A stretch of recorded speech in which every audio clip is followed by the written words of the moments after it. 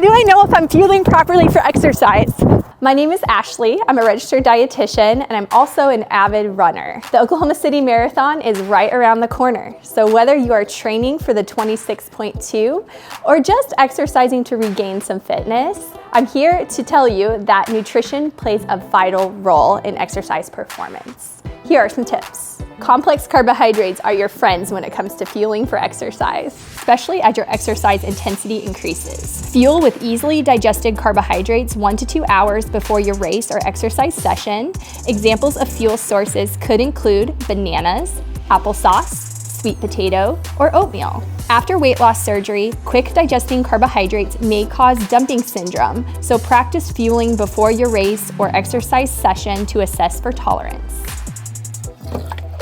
Tip number 2 is hydration.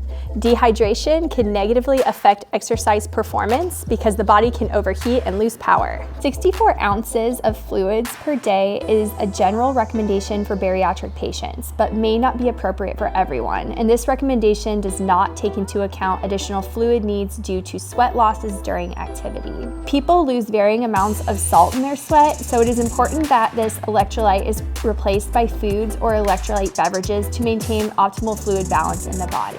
Way before and after exercise, for every pound of body weight lost, replace with an additional 24 ounces of fluid. Be on the lookout for signs and symptoms of dehydration, which may include dark urine, cramping, nausea, headaches, and chronic fatigue. A word of caution, thirst is often an unreliable indicator of fluid status. Tip 3 is recovery. Here are some examples of some good recovery meals. This is grilled chicken, some steamed broccoli, and some quinoa. This is a tofu scramble, and this is a vegetable omelet and some steel-cut oats with blueberries. Recover with protein, complex carbohydrates, and a lot of color. Protein is needed to rebuild muscle tissue after exercise.